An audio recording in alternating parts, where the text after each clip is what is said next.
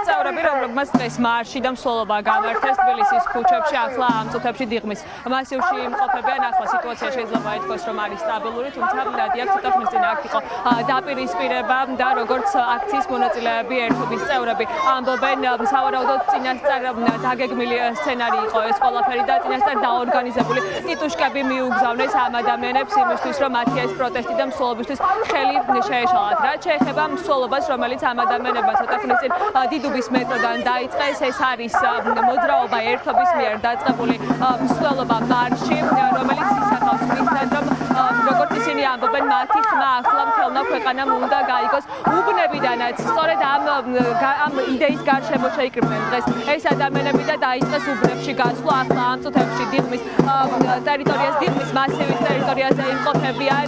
ხედავთ, რომ ხმაური და შეძახილები აქვთ ახლა პარკის ტერიტორიაზე. ცოტა ხნის წინ ასევე ვისმენდით, რომ ეს ადამიანები საუბრობდნენ და კითხულობდნენ სინდისის პატიმრების სახელებს, ვინც ახლა როგორც თავად ამბობენ უკანონო ტყვეობაში იმყოფებიან და ამ ადამიანების მიზანი არის, რომ ახლა მიაწოდონ ხმა უბნებში ადამიანებს, რომ შემოუერთდნენ, როგორც ისინი ამბობენ, მათ მიერ დაორგანიზებულ და დაგეგმილ აქციას, რომელიც 15 ივნისს გაიმართება მთავრობის ადმინისტრაციასთან პროტესტის მეორასე დღეს. და სწორედ ამიტომ გამოვიდნენ ისინი დღეს მარშით უბნებში, შემდეგ უკვე იქნება სხვა უბნები და ამის შემდგომ 15-ში დასრულდება ეს მასშტაბური აქციით, როგორც თავად ამბობენ.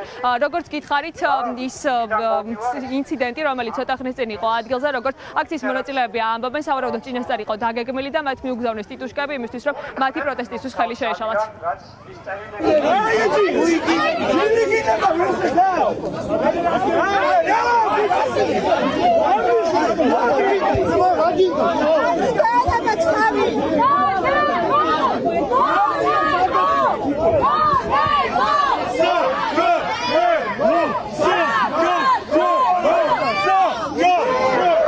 ვარიგებით გაზეთებს, აი პოლიტპატიმრების წერილებს და რამდენიმე პროვოკატორად აგვიწყო გინება. მოვიდა შემდეგ პოლიცია და ასე ჩაერია, ჩადგა შუაში. ერთ გოგოს თავში ჩაარტყეს ქართველობის დაცვის მოტივით, ქალების დაცვის მოტივით და ერთ ჩვენს თანამებრძოლს. უბნებში გასვლა ინფორმაციით ოცნებისთვის არის დამანგრეველი და ყველა უბანში ყავთ თავიანთი მხარდამჭერები, რომელიც მაყოფილი არიან, იმიტომ რომ მათ საქართველოს ბედია არ აინტერესებს, მათთვის მნიშვნელოვანია შეინარჩუნონ ის ორი კაპიკი, რომელიც მათ აქვს თავიანთი გავლენა.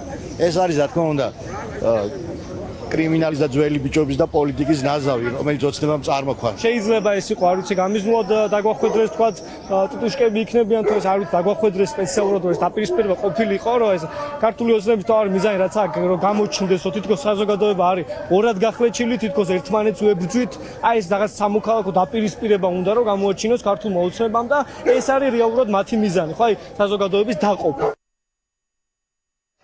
მოძრაობა ერთობის მიერ დაწყებული მარშის მსვლელობის პირველი გაჩერება არის დიღმის მასივი, თუმცა ეს ადამიანები 15 ივნისამდე აპირებენ, რომ ასევე სხვა ლოკაციებზეც მივიდნენ, მაგალითად ღრმაღელის, ასევე საბურთალოს, ვარკეთილის უბნებში აპირებენ გასვლას და იქაც სწორედ ასე ხმის გამაძლიერებლებით მივლენ და უბნებში კორპუსებთან საზოგადოებას გაესაუბრებიან, მოუწოდებენ და ეტყვიან იმას, რომ 15 ივნისს უნდა შეუერთდნენ, როგორც ისინი ამბობენ, აქციას, რომელიც გაიმართება მთავრობის ადმინისტრაციასთან.